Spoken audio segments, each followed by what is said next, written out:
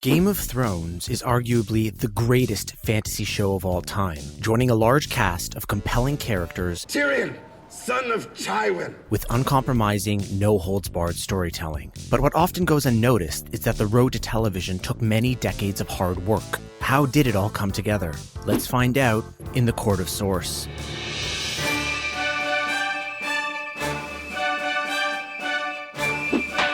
Welcome to a source hearing on Game of Thrones. The humble roots of the show began with the works of the now infamous author George R.R. Martin. Martin had spent much of his youth writing science fiction and fantasy, and in 1975 he would plant the first seeds for A Song of Ice and Fire. It came in the form of a novella called A Song for Leah, whose two main characters were coincidentally named Robb and Lyanna, two key members of House Stark. Facing challenges as a novelist, Martin would eventually foray into the television industry, working as a writer and consulting producer on various productions, including Beauty and the Beast and The Twilight Zone. Here he would foster a keen understanding of writing characters and dialogue that would be adaptable to the screen, something he would put in his back pocket for the years to come. In 1991, he would be inspired by The Wars of the Roses, a historical series of wars fought over the English throne between 1455 and 1487. These wars had many battles, powerful feuding houses, and renowned historical figures, which would help design the basis of Martin's new fantasy series, A Song of Ice and Fire. He would spend years approaching this series, drawing inspiration from other sources as well as works of his own. One such example is a science fiction tale he would write called Avalon, in which a young boy is forced to watch a beheading. I, Eddard, of the House Stark, sentence you to die. And then finds a dead wolf in the snow. It's a freak. It's a dire wolf.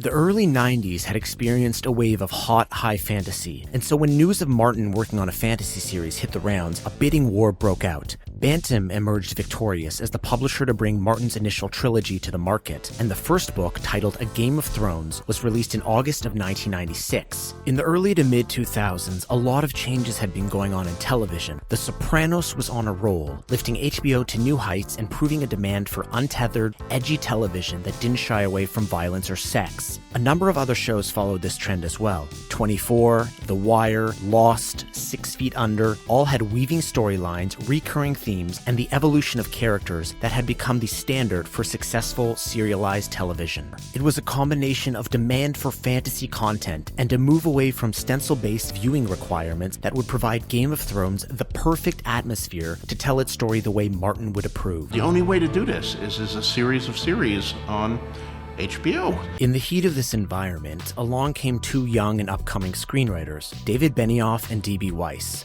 Benioff had experienced success writing some well-known screenplays, and Weiss had been involved in a handful of high-profile projects on his own. Yet neither of them had worked as a showrunner before. They arranged a lunch with Martin at the Hollywood Palms, where they managed to convince the author about how genuinely obsessed they were with the series. I think we were cleaving really close to the source material because to be honest, we really respect and love the source material. Martin was impressed and reportedly asked them a skill-testing question: who is Jon Snow's mother? Martin was pleased with the answer he received and granted them his graces to create a pilot for the show, but as it turned out, this was only the beginning of their challenges. They spent the next 4 years prepping on and off to create the pilot for HBO, and what they finally created ended up being a major letdown. Private screenings were poorly received, noting inconsistent direction, unsatisfying performances, and a story that wasn't clear. HBO was disappointed, but at this point they had already committed to a season and agreed to do reshoots with the fledgling showrunners. Benioff and Weiss reshot 90% of the episode, removing many of the original scenes,